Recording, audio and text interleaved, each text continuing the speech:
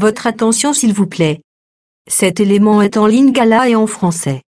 Contactez-nous pour savoir s'il est aussi disponible en la langue de votre préférence. Veuillez aussi noter qu'il est en audio uniquement, dépourvu de ce fait d'image originaire.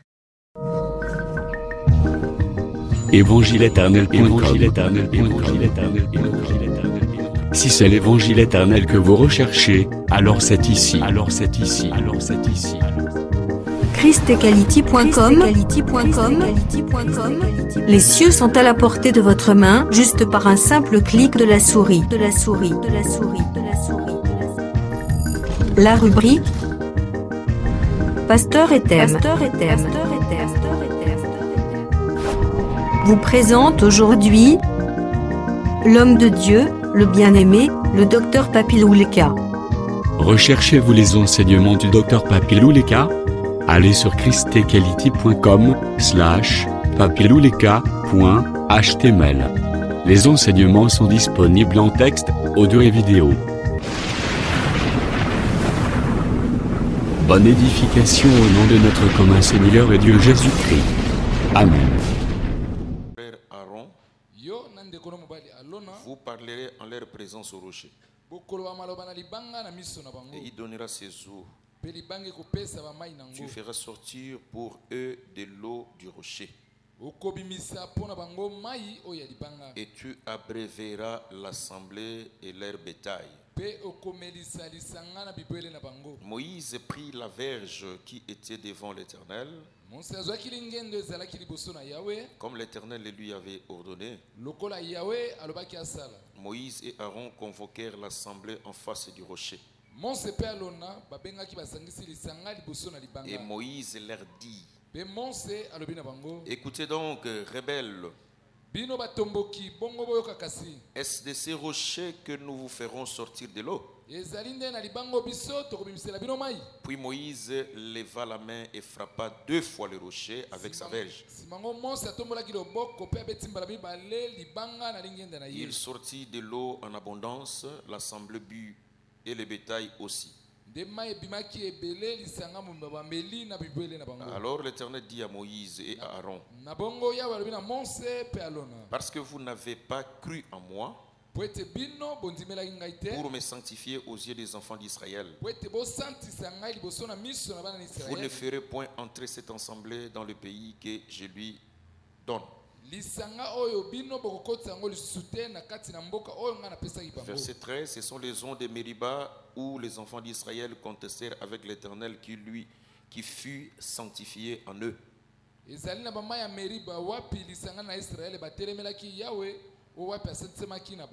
Que le Seigneur ajuste bénédiction à cette lecture au nom de Jésus. Nous allons essayer d'avancer encore aujourd'hui dans notre enseignement. Et nous essayerons de répondre à une ou deux questions qui nous ont été posées hier. C'est vraiment important que nous y revenons, parce que nous voulons éclaircir le peuple de Dieu sur beaucoup de choses. Alors nous sommes en train d'expliquer la différence qu'il y avait entre les rochers frappés et les rochers parlés. Nous parlons en un mot de ces rochers comme le Seigneur de gloire Jésus-Christ. Lui qui a été frappé à la croix de Golgotha à cause de nos péchés. Et avec cette frappe, nous avons bénéficié de l'eau qui est le Saint-Esprit. Et dans cette eau, nous avons la vie éternelle. Souvenez-vous de ce que nous avions dit hier par rapport à la femme samaritaine. Dans Jean chapitre 4, il y avait le puits de Jacob, mais il y avait aussi la personne de Jésus. Jésus qui était devant cette femme-là, la femme pouvait voir un homme comme ça. Mais alors que cet homme-là en esprit, spirituellement, l'homme que la femme a vu, c'était tout un rocher. C'est par lui que les enfants d'Israël ont bu l'eau du désert. C'est par cet homme-là. Mais quand la femme la voyait, la femme ne pouvait pas savoir ces choses. Elle ne pouvait pas comprendre parce qu'elle avait les yeux physiques qui ne voient que la chair. Et voilà pourquoi quand Jésus lui demanda de l'eau, la femme va s'étonner. Comment toi qui es un juif, tu me demandes à moi qui est une femme samaritaine? Oh, la réponse de Jésus c'était quoi? Si tu connaissais les dons de Dieu, et qui est celui qui te demande de l'eau, tu aurais toi demandé de l'eau et je t'aurais donné de l'eau vive. Par cette parole, la femme a dit ceci: tu n'as pas de récipient pour puiser. Et le puits même est profond. Mais comment tu dis que tu vas me donner de l'eau? La femme a dit ceci: es-tu plus grand que notre père Abraham? C'est-à-dire là, la femme a reconnu que l'homme en qui il y a de l'eau vive, c'est lui le plus grand de tous les hommes. Or, cet homme-là, Jésus, c'était tout un puits qui était devant la femme, mais que la femme ne comprenait pas. Jésus a dit que en lui, il y avait de l'eau vive. Si Jésus pouvait disposer de l'eau vive, l'eau qui donne la vie, le puits de Jacob, j'ai dit ça hier, que le puits de Jacob, c'était un puits qui avait de l'eau qui ne produisait pas la vie. Voilà pourquoi il dira à la femme que celui qui boit de l'eau de ce puits aura encore soif.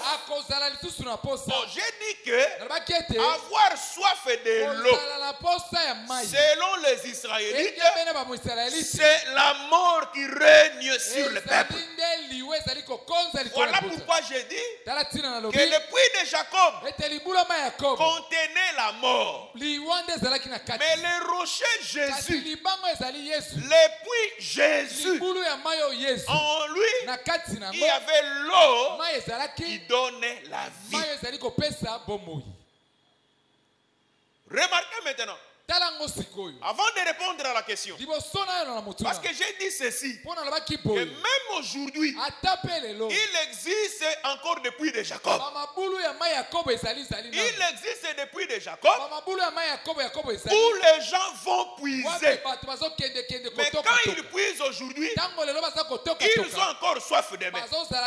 C'est-à-dire, malgré qu'ils ont bu de l'eau de ce puits, la mort continue à régner sur eux.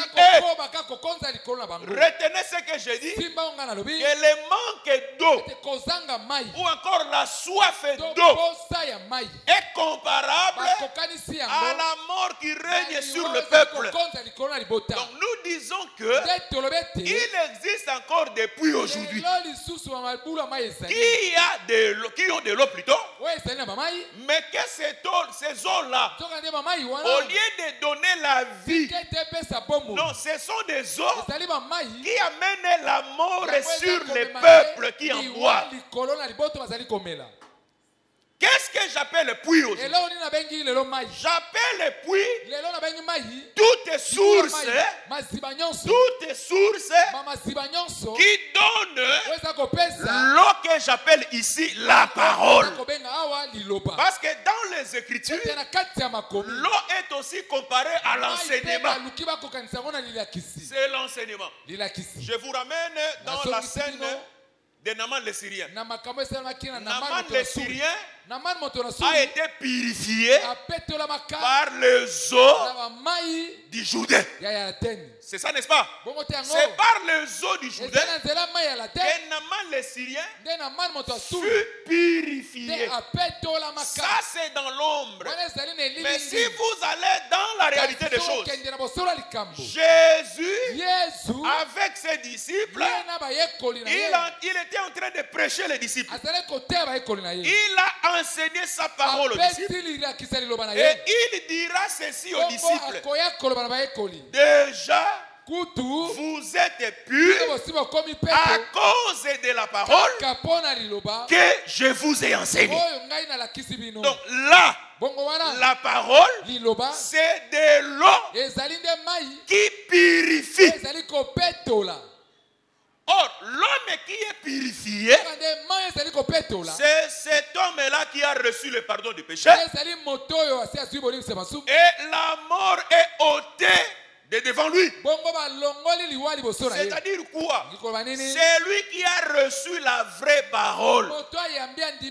C'est celui-là qui a rencontré Jésus et qui a bu l'eau de Jésus. L'eau de Jésus, c'est l'enseignement, c'est la doctrine. Et dans la doctrine de Jésus, il y a la vie. C'est ça la différence. Vous devez savoir qu'il existe plusieurs doctrines. Il existe plusieurs doctrines sur la terre des hommes. Mais de toutes ces doctrines-là, il n'y a que la doctrine de Jésus qui confère la vie éternelle. La vie éternelle, ce n'est pas dans n'importe quelle doctrine. La vie éternelle, c'est dans la doctrine de Jésus, dans la prédication de Christ. C'est là où il y a le salut. C'est là où il y a la vie éternelle. Voilà pourquoi nous avions dit aux enfants de Dieu, nous voyons depuis partout dans ce monde ici. C'est-à-dire, il existe plusieurs doctrines. Il existe plusieurs eaux. Mais ce n'est pas n'importe quelle eau qui donne la vie éternelle. L'eau qui donne la vie éternelle, c'est cette eau-là qui sort du puits Jésus-Christ. C'est cette eau-là qui sort du rocher Jésus-Christ, qui veut avoir la vie éternelle. Qui veut avoir la vie éternelle n'a qu'à croire, à observer, à respecter, à vivre selon ce que la parole a dit. Je l'ai dit par rapport aux églises, mais j'aimerais aussi le dire par rapport à nos vies individuelles comme ça. Tout celui qui vient ici, je vous ai dit ceci hier, ce n'est pas n'importe quelle église, parce qu'on a appelé assemblée des saints, là où il y a la vie. Non, la vie de Jésus n'a jamais été intimidée. La vie de Jésus, la vie de Jésus, ou encore la présence de Jésus dans une assemblée quelconque n'a jamais été impressionné, n'a jamais été intimidé, parce qu'on a écrit Assemblée des Saints Évangile éternel. Ce n'est pas parce qu'on a écrit Assemblée des Saints. Ce n'est pas parce qu'on a écrit Évangile éternel que Jésus-Christ viendra dans cette assemblée-là. Non. Jésus vient dans l'assemblée où la parole est prêchée selon que les apôtres l'ont prêché. L'assemblée qui respecte la doctrine. Parce qu'il a dit ceci. Si vous gardez mes paroles, si vous demeurez dans mes paroles, moi et le Père, nous viendrons chez vous, nous ferons chez vous notre demeure. C'est-à-dire le Père et le Fils ne viennent pas n'importe où. Ils ne viennent que là où la doctrine est bien enseignée. Voilà pourquoi j'ai dit ceci. Même avant de faire la prière, quand j'étais en train d'expliquer le mystère de Nephtali, pour dire que la parole rend Dieu faible. C'est-à-dire dans une situation quelconque, dans un problème quelconque, c'est lui qui connaît la parole, c'est lui qui vit la parole. Quand il ouvre sa bouche pour prier, il va seulement prendre ce que Dieu a dit et il va remettre cela à Dieu. Tu as dit ceci dans la parole. Prier, c'est rappeler Dieu ce que Dieu lui-même a dit. Et quand on prie de la sorte, là, Dieu sera faible pour nous répondre à nos préoccupations. Voilà pourquoi Moïse, Dieu lui avait recommandé, parce que le peuple a besoin d'eau. Moïse, autrefois, tu as frappé le rocher. Mais maintenant, il n'est plus question de frapper les rochers. Va seulement, parle au rocher, et le rocher s'ouvrira, il donnera son eau, et toi Moïse, tu feras boire au peuple. Ça c'est la parole que Dieu a dit à Moïse. Maintenant Moïse, quand il est allé devant les rochers, Moïse devrait respecter ce que Dieu avait dit.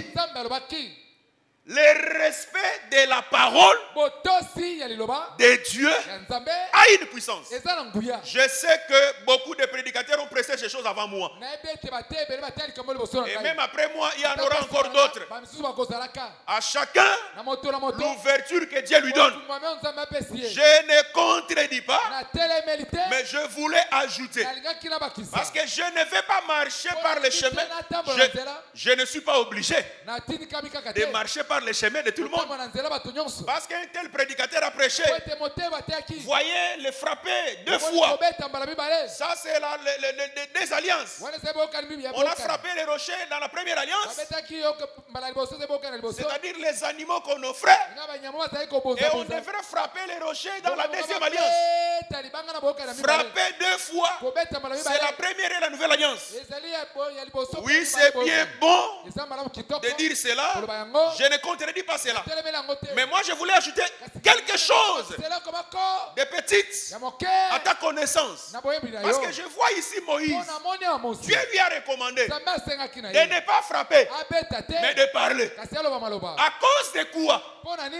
C'est parce que le peuple a murmuré. Retenez d'abord cela. Le peuple a murmuré. Le murmure, c'est un péché. Je le confirme encore aujourd'hui. Le peuple a murmuré. Le peuple a péché. À cause du péché du peuple, le rocher a été frappé. Ça, c'est de 1. Le peuple a continué à murmurer. Il a encore murmuré. Bon, comme le peuple a murmuré, les rochers qui étaient déjà frappés ne peuvent plus être frappés. C'est-à-dire quoi? Christ est mort une seule fois à la croix. Il ne peut plus retourner à la croix, mourir pour la deuxième fois. Ça, c'est ce qui était dans la tête de Dieu. Moïse va maintenant parle au rocher. Mais quand Moïse est allé, suivez ce que Moïse a fait. Dieu n'a pas dit à Moïse de s'adresser au peuple. Dieu n'a pas dit à Moïse de s'adresser au peuple. Mais il a dit à Moïse de s'adresser au rocher. La solution au problème ne viendra pas du peuple. Ne parle pas au peuple, mais toi, va seulement, adresse-toi au rocher. Mais qu'est-ce que Moïse a fait?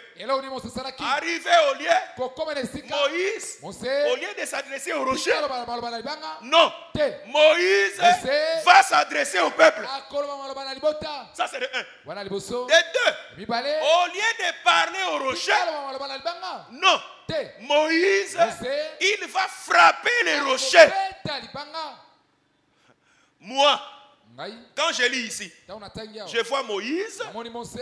Je vous demande de garder toutes les révélations que vous avez. Mais écoutez ce que moi je donne. Moi ici, je vois Moïse comme étant un homme qui pêche après le peuple. Parce que c'était le peuple qui avait péché. Le peuple a murmuré. Mais le Moïse doit offrir pour le péché du peuple. Attention. Mais quand Moïse est allé à côté du péché du peuple, à côté du péché du peuple, Moïse lui-même va aussi pécher. Moïse a péché ici parce qu'il n'a pas respecté ce que Dieu lui a recommandé de faire. Dieu lui a dit de parler au rocher. Moïse vient, il parle au peuple. Dieu lui a dit de parler au rocher. Moïse vient, il frappe les rochers. C'est-à-dire ici, dans cette scène, nous avons un peuple qui a péché. Mais nous avons aussi un chef du peuple qui a aussi péché. Comme il y a le péché du peuple, il y a aussi le péché du chef du peuple.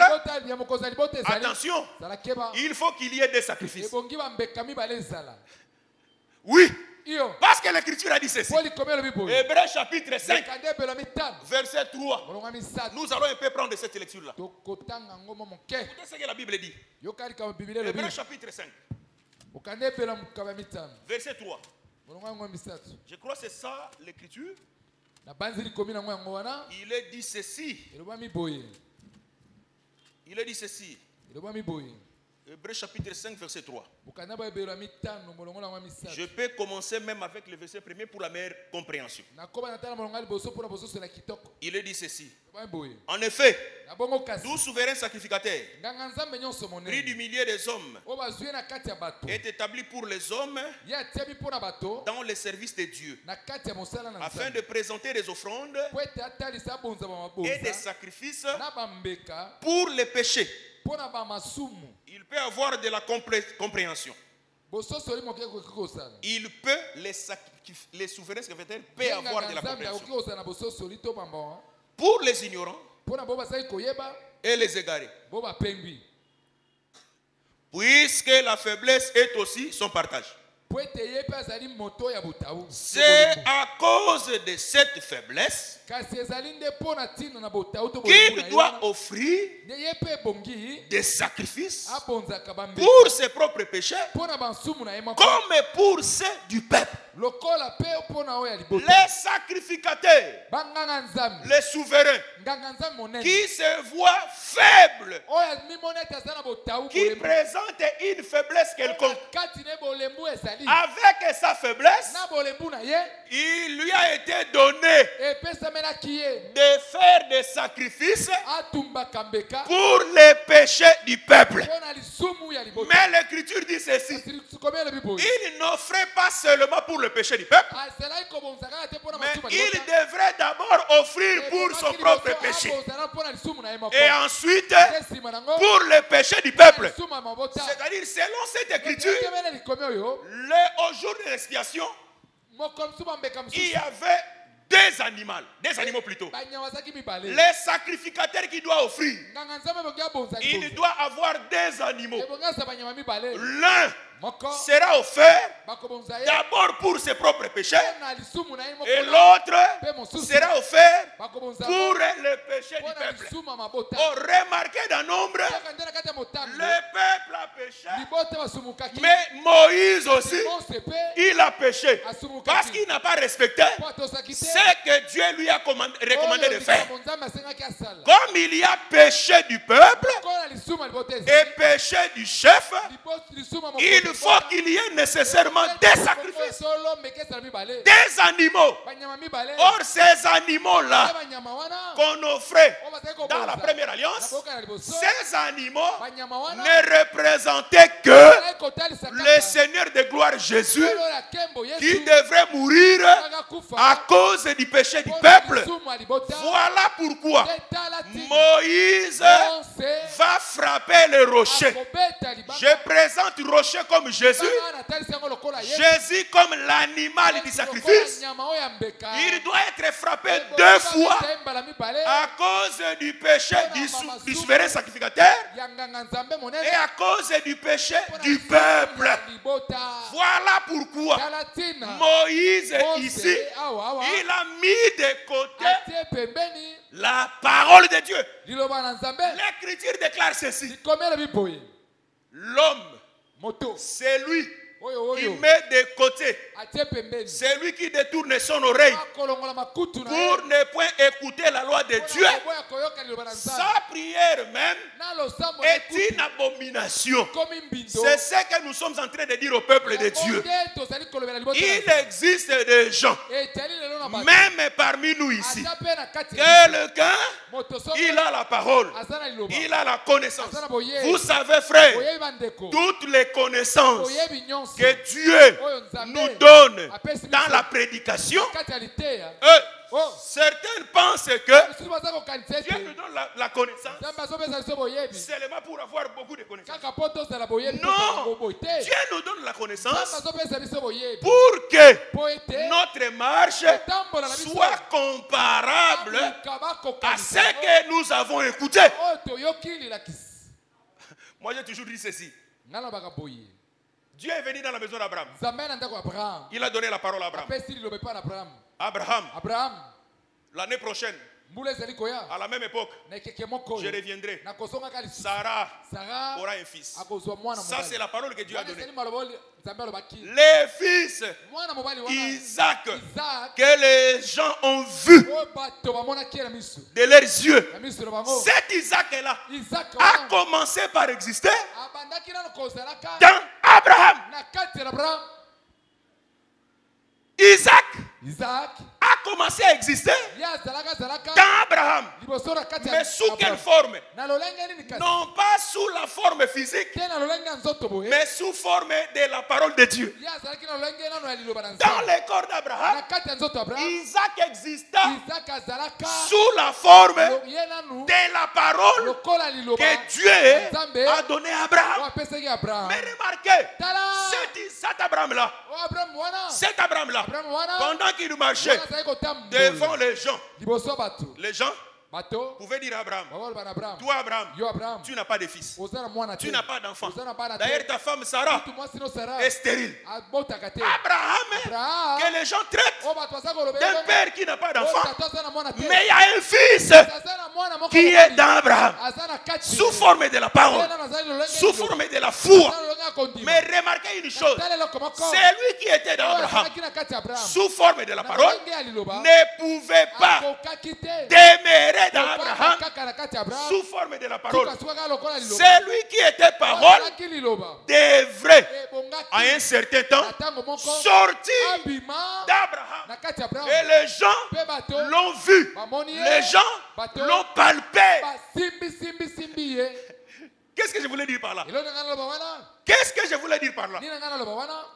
Quand je parle de fils sous forme de la parole dans Abraham, je vais dire que toi, en toi qui as écouté la parole, toi qui as écouté la doctrine, en toi, tu as ce fils-là. Oui, tu as ce fils. Sous forme de la parole. Tu vois, comme je te prêche maintenant là, je te donne le fils. Tu reçois le fils par l'oreille. Le fils réside maintenant dans toi. Mais celui qui est dans toi, qui entre dans toi par la parole, ce que Dieu attend, c'est que ce fils-là ne puisse pas rester sous la forme de la parole. C'est lui qui est parole aujourd'hui. Dieu attend que les gens du monde, les gens de ta famille, les gens avec qui tu travailles, voient aussi la manifestation de ce fils-là dans ta vie. C'est alors que les gens diront, mais toi tu n'es pas stérile. Que Dieu vous bénisse. Parce que l'eau que nous prenons, c'est une eau qui ne nous laisse pas stériles. Il existe des eaux qui rendent stériles. Les gens en prennent, mais ils n'ont pas de fils. Quand je parle du fils, le fils, c'est la vie de la parole que nous devons manifester. Car il est écrit, c'est lui qui a le fils de Dieu à la vie. Mais les gens qui n'ont pas les fils, frères bien-aimés, ce sont des gens qui n'ont pas l'enseignement. Ou encore, qui écoutent l'enseignement, mais qui rejettent cela. On m'a posé la question hier par rapport à ce que j'ai affirmé concernant l'invocation de feu. Je suis en train de dire ceci, que là où la doctrine des apôtres, la véritable eau qui donne la vie, là où cette doctrine est foulée aux pieds, que ça soit dans une assemblée quelconque, que ça soit dans une vie individuelle, là où la doctrine est foulée aux pieds, faites des jeûnes comme vous voulez, priez comme vous voulez, la prière ne sera pas exaucée de Dieu. C'est là que je suis en train de dire. J'ai donné l'exemple des gens qui invoquent le feu. Le feu, c'est devenu à la mode dans les églises de Kinshasa. Feu 3 fois. Le docteur Kalo m'a posé la question de fire. Je crois que fire, c'est feu en anglais. Hein? Je crois que c'est ça, je ne maîtrise pas bien l'anglais. Mais je crois que ceux qui disent fire, fire, fire, ils le disent par l'esprit de feu. Feu. Donc, feu, en anglais, c'est fire. Si vous entendez quelqu'un prier fire, fire, fire, fire, oh, il est comme celui qui dit feu, feu, feu, feu. Mais nous avions dit ceci. Cette invocation-là de feu dans une assemblée quelconque, cela prouve à suffisance que ces gens-là ne connaissaient pas Dieu. Cela prouve à suffisance que ces gens-là n'ont pas Dieu dans leur assemblée. Ce n'est pas moi qui ai dit ça. Mais on a donné le verset ici le dimanche. Je vais encore reprendre ce verset. Et après je vais expliciter ma réponse par rapport à la question qui m'a été posée. Prenons ensemble Luc chapitre 9. Vous devez faire attention avec le diable. Le diable, quand il introduit sa doctrine, quand il introduit une fausse doctrine, attention, le diable vient avec les versets. Il vient avec les versets. Le diable enseigne avec les versets. Le diable enseigne avec la parole de Dieu. Le diable, quand il vient pour séduire, attention, il n'amène pas la totalité de la fausseté. Il a toujours eu une partie de vérité. Voilà pourquoi, si vous allez chez ces gens-là qui invoquent le feu, si vous leur demandez l'écriture, ils vous diront que Élie avait invoqué le feu. Ça aussi, nous leur disons que ce n'est pas honnête. Parce que si vous lisez même, entrons même dans cette folie-là. Lisons l'écriture.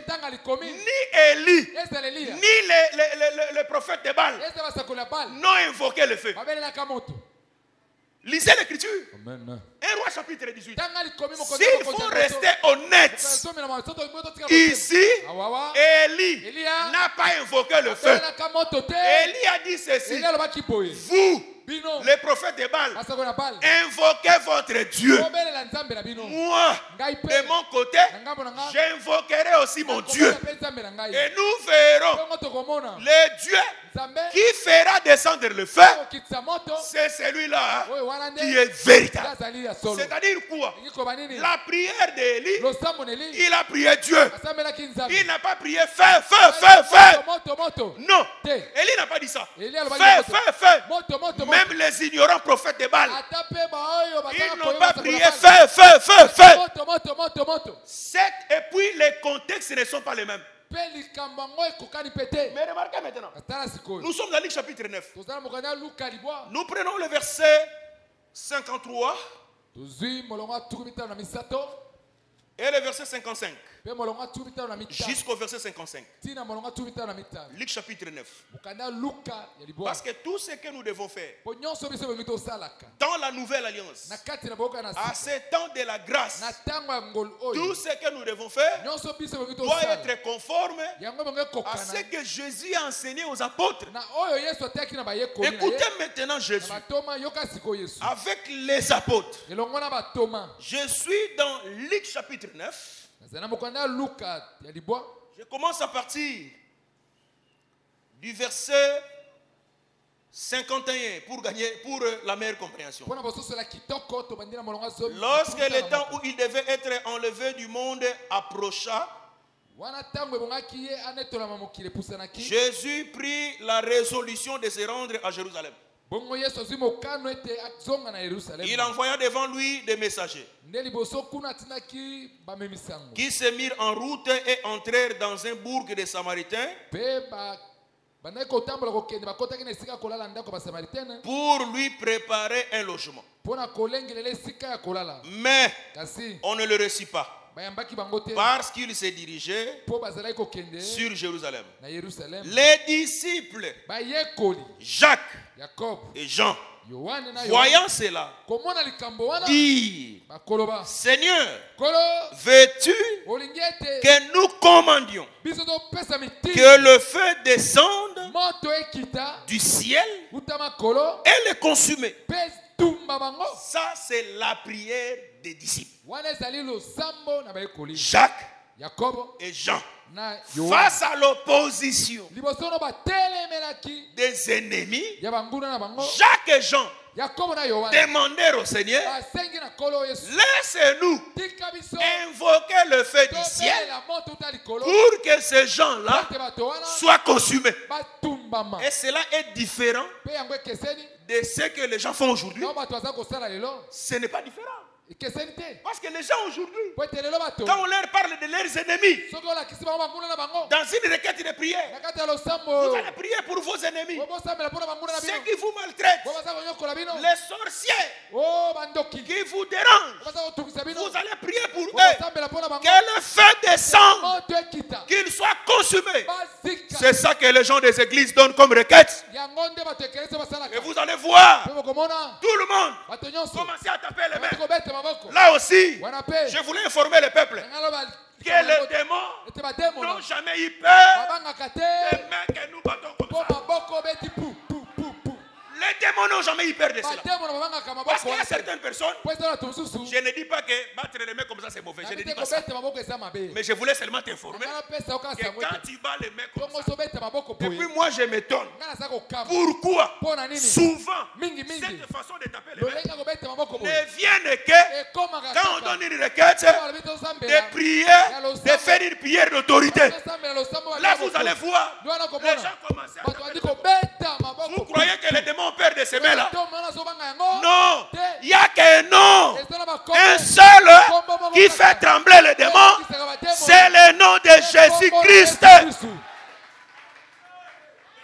Moi je crois que celui qui est dans la parole, même s'il prie, silencieux comme ça, debout, avec tout son calme, même si vous ne criez pas, avec tout son calme, tu commandes aux démons par l'enseignement que tu as, même si tu parles doucement, même si tu parles doucement, avec l'enseignement que tu as, le démon obéit à ta recommandation. Voilà maintenant la prière de faire descendre le feu du ciel pour consumer les ennemis. Ça c'est Jacques et Jean qui vont faire cette prière à Jésus. C'était une demande. Moi j'appelle ça une prière. Nous voulons invoquer le feu du ciel pour que ces gens-là soient consumés. Mais quelle était la réponse de Jésus? Jésus leur dira ceci. Je suis au verset 55. Écoutez la réponse de Jésus. Ah frère, ce qui Satana a kangi bato miso pour pas comprendre ma ramonza beza pasia. O mona penelo beza ngo clair penza boy me muto boya ngoka. Hein? Que Dieu nous fasse grâce vraiment. Ya ngomoni compréhension ma ramonza beza kayote. La compréhension des choses de Dieu, ce n'est pas toi. Et ce n'est pas aussi le ministre. La compréhension des choses de Dieu. Le Saint-Esprit dans le ministre parle, mais c'est lui qui convainc. C'est Dieu lui-même. Écoutez la réponse de Jésus à cette prière. Jésus se tourna vers eux et les réprimanda. Yesu apameli bato yo baosenga losambo ya moto apameli bango, disant, vous ne savez de quel esprit vous êtes animés. C'est-à-dire quoi? Celui qui invoque le feu. Dites feu 3 fois. Feu. Ganga fire 3 fois. Fire. Et avec cela, vous voyez les gens tomber. Je vous informe que ça, ce n'est pas Dieu. Parce que Dieu a toujours été contre cette prière de feu. Moto.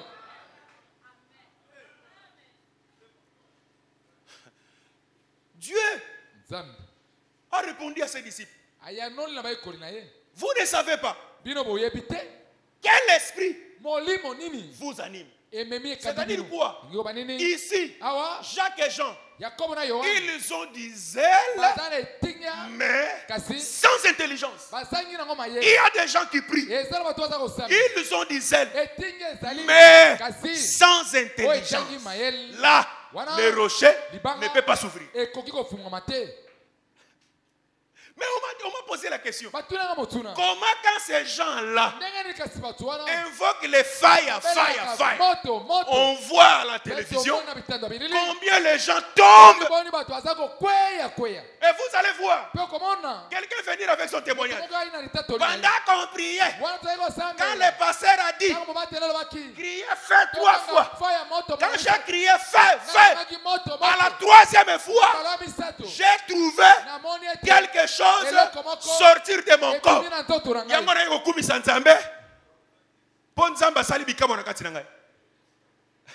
Je peux t'informer ceci.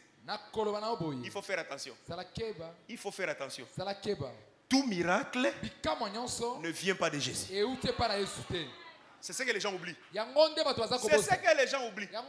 allez trouver quelqu'un, tu lui prêches la bonne nouvelle, l'évangile éternel, il te dira, moi,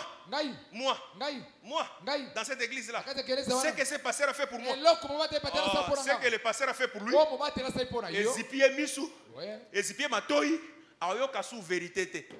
Soki na kufa kuna na kufa, mais pasteur wana ngai na yeka. Bien-aimés dans le Seigneur, vous devez savoir que Satan travaille aussi dans la prédication. Satan travaille aussi dans les miracles. Ce n'est pas parce que vous avez vu quelqu'un faire un miracle. Non, on ne reconnaît pas un vrai Moussali Nzambe parce qu'il a fait des miracles. Si cela pouvait être ainsi, Jean-Baptiste ne serait pas un véritable serviteur de Dieu. Parce que l'Écriture déclare que Jean-Baptiste n'avait fait aucun miracle. Bien-aimés dans le Seigneur, vous devez savoir, attention, attention, ici, j'interpelle. Même nous les serviteurs de Dieu, les ministres, avec les disciples qui viennent après nous, attention, attention, Dieu accorde à chacun sa grâce. Ça, Dieu ne fera jamais de la même manière qu'il travaille avec Dr Jean-Pierre, il ne le fera jamais de la même manière avec l'apôtre Didier, il ne le fera jamais de la même manière avec le docteur Papi. Ce qui tue, c'est quoi? Quand vous commencez à envier la grâce de l'autre, le diable est près de toi. So salike bate na souci à miracle aussi mbakisi. Là, nous devons les souligner. Le diable a ses chambres à lui. Là où il réside aussi. Là où il se cache pour tromper les gens. Et parmi ces chambres-là, il y a la chambre qu'on appelle aussi les miracles. Je prends 2 Thessaloniciens. Je voulais répondre à la question. Pour dire que même si vous voyez les gens tomber avec la prière de feu, feu, feu, même si vous voyez déclarer des témoignages, oh, j'ai vécu un miracle, je vous informe que ce miracle ne provient pas de Dieu. Un miracle qui se fait en dehors de la doctrine. Oh, moi je confesse ceci. Moi je confesse ceci. Je le redis encore aujourd'hui. Même dans ce qui s'appelle l'Assemblée des Saints. Vous savez, nous, avant de toucher à ces choses, on a été pasteur dans Bitulugu. Ici à Kinshasa, ici. Nous, on a été pasteur à Bitulugu. Nous, on a fait des choses de prophétie. On a fait des choses de tomber. C'est une expérience que j'ai vécue personnellement. Mais vous devez faire attention, bien évidemment. Ces gens-là, certaines d'entre eux font tomber des gens, réalisent des miracles. Non, ce n'est pas parce qu'ils ont touché au fétiche. Je vous informe. Il y en a qui touchent au fétiche, mais il y en a aussi qui n'ont pas touché au fétiche. Mais quand ils font ces choses-là, les miracles s'opèrent. Vous savez c'est quoi? Moi j'ai toujours dit ceci. Dès lors que l'homme a abandonné la doctrine de Jésus, il a emprunté un autre chemin, une autre doctrine. Asimba Kisi, la puissance de Satan lui contrôle. Et quand Satan contrôle, Satan dans sa gibecière, il a aussi les miracles. Voilà pourquoi quelqu'un qui n'est pas dans la doctrine de Jésus, même s'il n'a pas touché au fétiche, il peut prier comme ça. Vous voyez les gens tomber. Il peut prier comme ça. Vous voyez des miracles.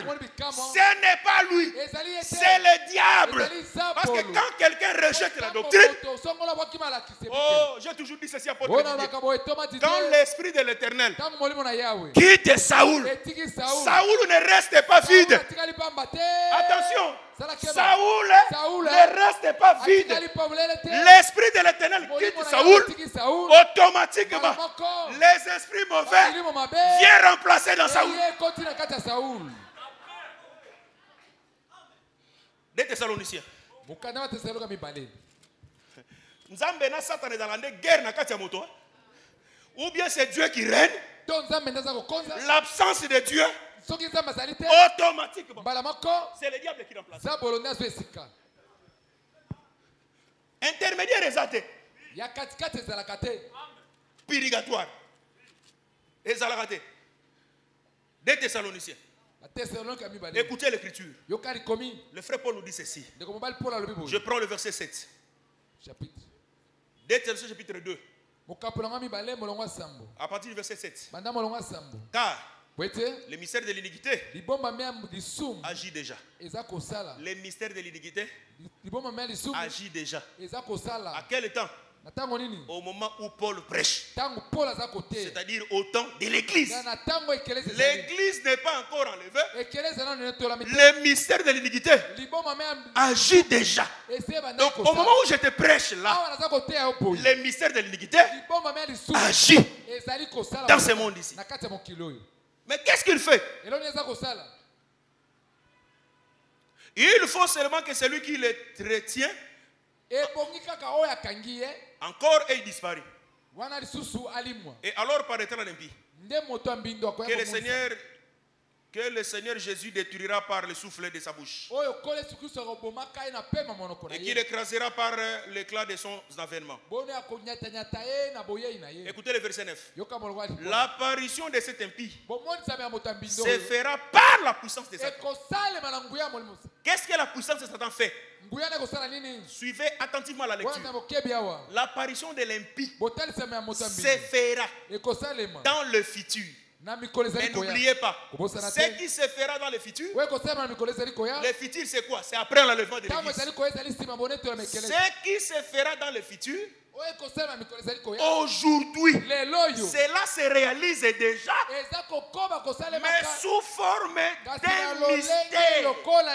Donc quelque chose que les gens n'ont pas la connaissance. C'est Satan qui se cache. Il travaille. Mais le verset 9 nous dit ceci. L'apparition de l'impie dans le futur se fera par la puissance de Satan. Ça c'est dans le futur. Mais dans le présent, comme il agit déjà, le peuple doit comprendre que ce qu'il fait aujourd'hui, il le fait toujours par la puissance de Satan.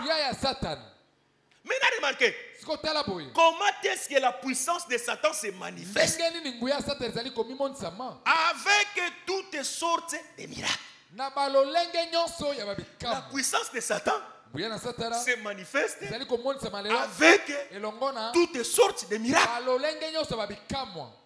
des signes et des prodiges mensongers, et avec toutes les séductions de l'iniquité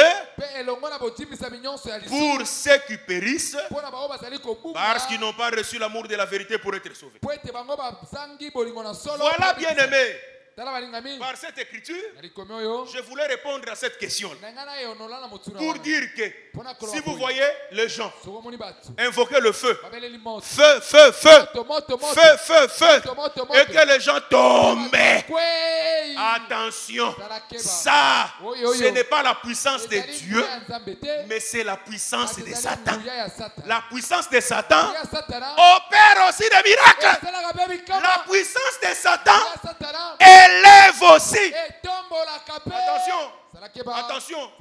Oh, les gens de Kinshasa. Les pasteurs qui a une grande église. Les pasteurs qui a des hôpitaux. Oh, c'est celui-là qui est vraiment mon pasteur. Asa élevé. Pasteur Asa élevé. Élevé. C'est bien. Mais quand vous voyez un homme soi-disant élevé, il faut d'abord chercher à savoir d'où lui vient cette élévation. Parce que toute élévation ne vient pas de Dieu. Satan élève aussi aussi. Qu'est-ce qu'il a dit à Jésus? Lorsqu'il est allé tenter Jésus, il a monté à Jésus les royaumes de la terre. Il lui a dit ceci. Voyez-vous tout cela? Tous les royaumes de la terre. Avec toute la gloire qu'il renferme.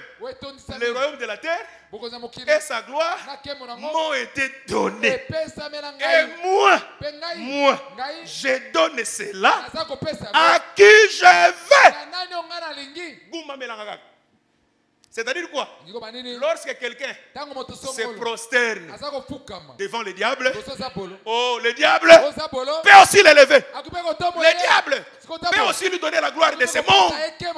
Voilà pourquoi, peuple de Dieu, vous qui avez trouvé grâce d'écouter ces choses ce soir, ne soyez pas intimidés par ce que vous voyez se faire de l'autre côté. Moi, j'aime Moïse. Moïse, je vais terminer par là. Quand il conduisait le peuple, ils avaient une route à suivre. La route qu'il a appelée la route royale. Mais Moïse a dit ceci au roi des dômes. Cette terre ici, où nous sommes, c'est ta terre à toi. Mais nous avons un chemin à parcourir.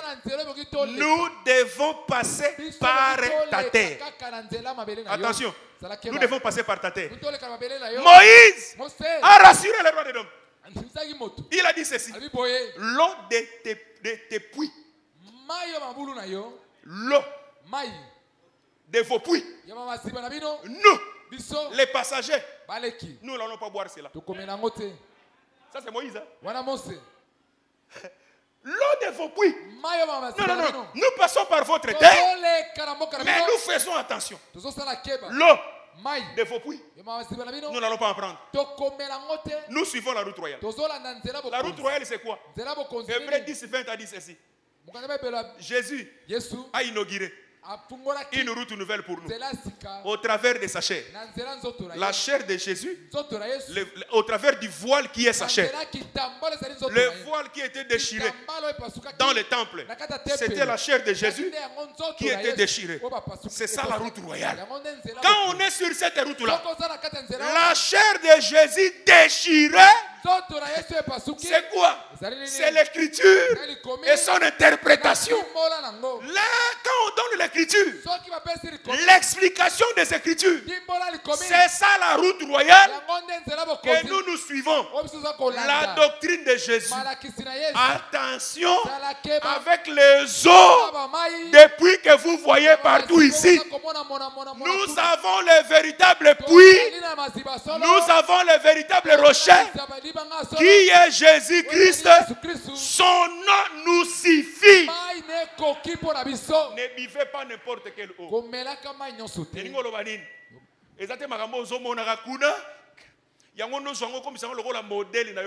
Non, nous avons un modèle, nous, c'est la doctrine de Jésus. C'est ce que nous devons garder.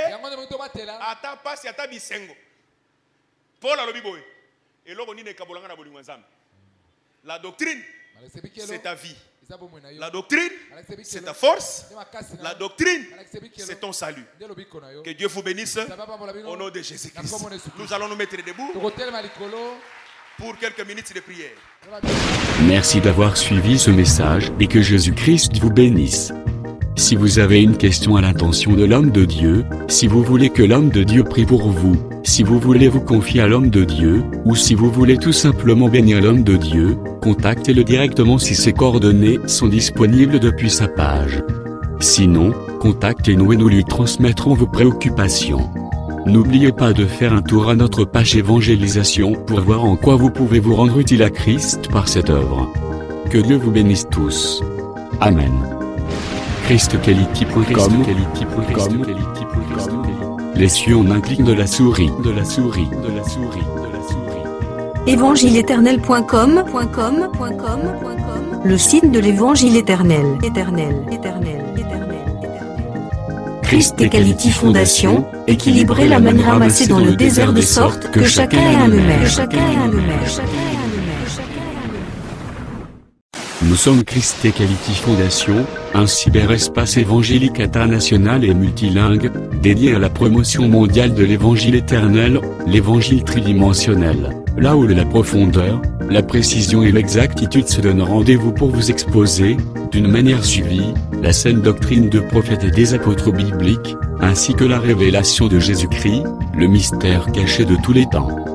Nous sommes facilement reconnaissables par notre unique logo distinctif, que vous retrouverez dans chacune de nos publications.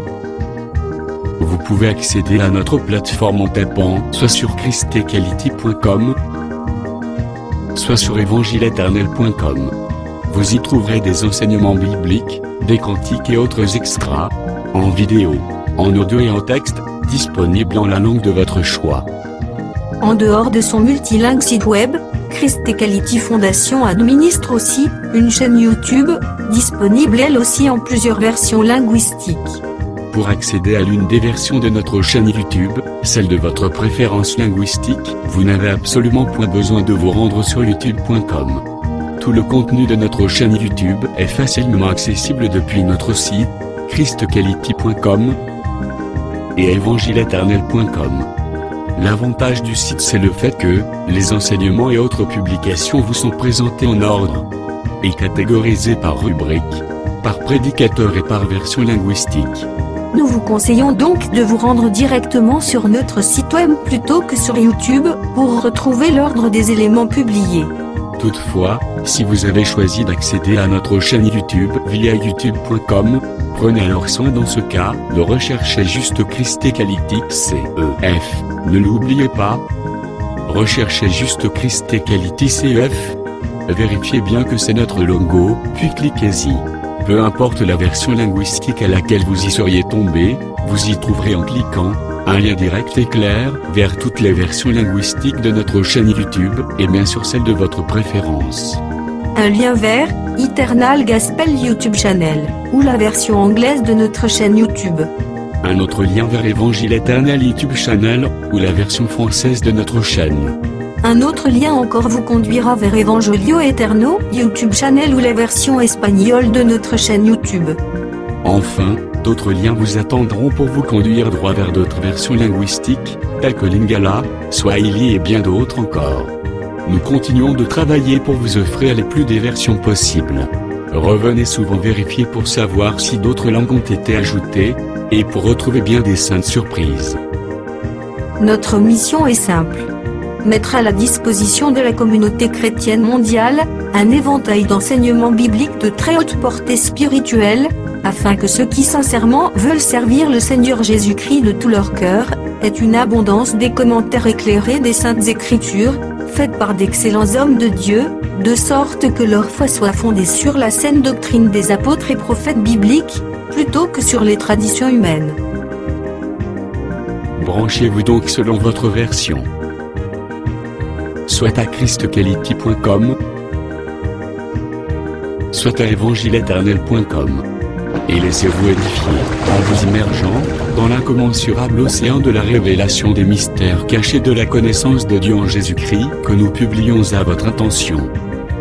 Avec notre rubrique Pasteur et thème, acquiescer en un temps record la connaissance des docteurs de la parole, le tout dans un langage facile qui ne vous laissera point échapper à la compréhension. Notre rubrique Bible révélée vous apporte l'explication prophétique de toute la Bible, livre par livre, chapitre par chapitre, mot à mot.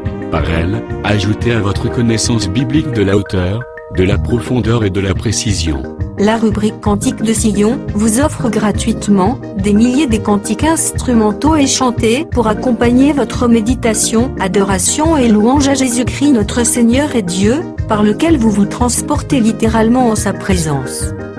Et par tout le reste de nos rubriques telles que radioevangileeternel.com, evangileeternel.com TV, Bible audio multilingue, Église virtuelle et culte de prière en ligne, requête de prière, témoignages, questions et réponses, débats religieux et bibliques, prophéties et actualités, et bien d'autres encore. Au travers elles toutes, acquiescer la sagesse et la crainte de Dieu, maîtriser la saine doctrine, discerner facilement les erreurs et les faux enseignements, rabrouer les faux prophètes, les faux apôtres et les ouvriers trompeurs, démystifier les fausses églises, les fausses doctrines, les hérésies ainsi que l'apostasie. Au travers elles, recevez des enseignements à la sainteté et les exhortations à la sanctification, que le Saint-Esprit délivre directement la langue de votre âme, et dépose tout droit dans le fond secret de votre cœur. Enfin, au travers elles, discernez l'accomplissement des prophéties et les signes des temps, et soyez au rendez-vous de bien d'autres saintes surprises. Pour ne pas manquer une de nos publications, mais aussi pour nous encourager à continuer à vous servir, n'oubliez pas de souscrire à nos YouTube channels. Souscrivez s'il vous plaît. Toutefois, pour vous éviter de recevoir des publications en une langue indésirée, nous vous recommandons de ne souscrire qu'aux chaînes qui correspondent à votre préférence linguistique. Et retenez-le bien, vous n'avez absolument point besoin de vous rendre sur youtube.com pour rechercher nos publications. Tout le contenu ordonné de notre chaîne YouTube est facilement accessible depuis notre site, christquality.com, et evangileeternel.com.